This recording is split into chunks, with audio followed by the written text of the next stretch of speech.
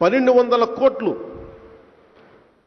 భూ హక్కు స్టోన్స్ సరిహద్దు రాళ్ళు వేయడానికి 1200 కోట్లు. మీరు ఊహించుకొని ఇక్కడే 1700 కోట్ల రూపాయలు ఒక ఋషికొండ ప్యాలెస్ కట్టడానికి, 1200 కోట్లు ఈ సరిహద్దు రాళ్ళు వేయడానికి, అలాగే ఈ భూ హక్కు పత్రాల కోసం, పాస్బుక్స్ కోసం. ముఖ్యమంత్రి గారికి నిజంగా పాపం ఎందుకు ఆయన నిస్సహాయత వ్యక్తం చేస్తున్నారు, ఆయన కష్టం కూడా మీకు తెలియాలి.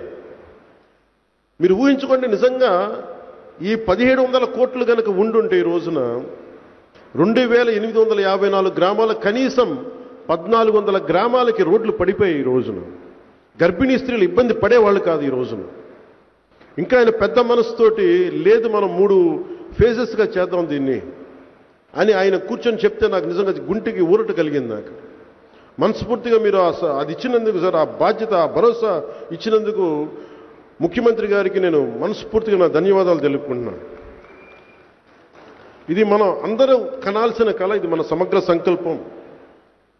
ఒక దేశపు సంపద, నదులు, ఖనిజాలు, మనకి వనరులతో, నీటి వనరులతో పాటు మానవ వనరులు. ఈ 2047 ఈ విజన్ డాక్యుమెంట్ ఏంటంటే, మనకున్న ఖనిజాలు కానీ, నీటి వనరులు కానీ, సహజ వనరులు కానీ, వీటిని మానవ వనరుల్ని ఎలా అనుసంధానం చేసి ఎలా అభివృద్ధి పదంలోకి తీసుకెళ్ళాలి అనేదే ఈ విజన్ డాక్యుమెంట్. తద్వారా మనకు జరిగేది, మన భవిష్యత్తు బలంగా ఉంటుంది. ఆయన కోరిక కూడా అందరూ సంతోషంగా ఉండాలి, అందరూ ఆరోగ్యంగా ఉండాలి, అందరూ ఐశ్వర్యంతో ఉండాలి అనేది. అలాంటి విజన్ డాక్యుమెంట్ తీసుకొచ్చిన గౌరవ ముఖ్యమంత్రి శ్రీ నారా చంద్రబాబు నాయుడు గారికి మనస్ఫూర్తిగా ధన్యవాదాలు నేను తెలియజేసుకుంటూ, వారికి నేను శుభాకాంక్షలు తెలియజేసుకుంటూ, మీ అందరి తరపున నేను ఒకటే మాటిస్తున్నాను, పొలిటికల్ స్టెబిలిటీ ఈ రాష్ట్రానికి కనీసం తక్కువలో తక్కువ 2.5 దశాబ్దాలు ఉండాలని నేను కోరుకుంటా ఉన్నా. పెట్టుబడులు రావాలి అంటే చెప్పారు కదా మీకు, united we stand, divided we fall అని. మనం కులపరంగానో, పార్టీల పరంగానో, ప్రాంతాల పరంగానో, వర్గాల పరంగానో కొట్టుకునే రోజులు ఇంక అయిపోయినాయి. ఆ రోజులు అయిపోయినాయి. 21వ శతాబ్దంలో ప్రవేశించి కూడా ఇంకా నా కులం, నా మతం, నా వర్గం అంటే పనిచేయు. సమస్యలు ఉన్నాయి, కరెక్ట్ చేసుకుందాం. అంత మాత్రాన్ని కొట్టేసుకొని రాజ్యాన్ని, రాష్ట్రాన్ని చిన్నాభిన్నం చేసే పరిస్థితులు అయితే లేవు. వేదిక పైన ఉన్నవాళ్ళు కానీ, నేను కానీ, ఎవ్వరూ కూడా, గౌరవ ముఖ్యమంత్రి గారి మేమందరం ఒకటే మాట మీద ఉన్నాం, ఆయన వెన్నంటే ఉన్నాం. మేమందరం కలిసి ప్రధానమంత్రి నరేంద్ర మోదీ గారి కన్నకల వికసిత్ భారత్, భారతదేశం వైపు తలెత్తి చూడాలి అంటే అన్ని రాజ్యాలు గజగజలాడాలి. అది బలంగా ఉండాలి అంటే ఐశ్వర్యం ఉండాలి, సంపద ఉండాలి, శక్తి ఉండాలి, సమర్థత ఉండాలి.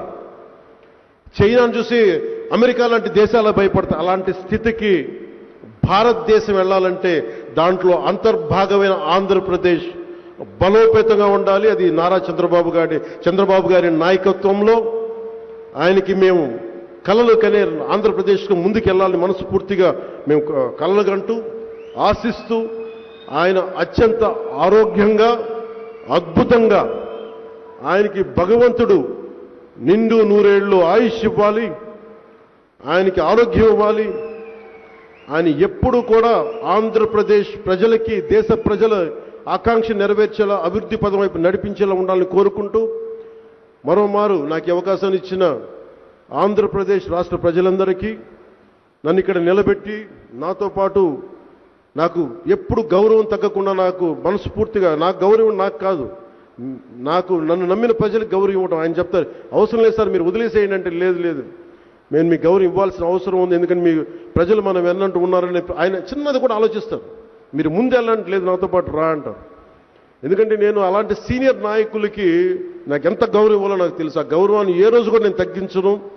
మనస్ఫూర్తిగా తెలుగుదేశం నాయకులందరికీ, భారతీయ జనతా పార్టీ నాయకులందరికీ, జనసేన పార్టీ నాయకులందరికీ, అన్ని స్థాయిల్లో ఉన్న నాయకులు మనందరం సమిష్టిగా పనిచేద్దాం.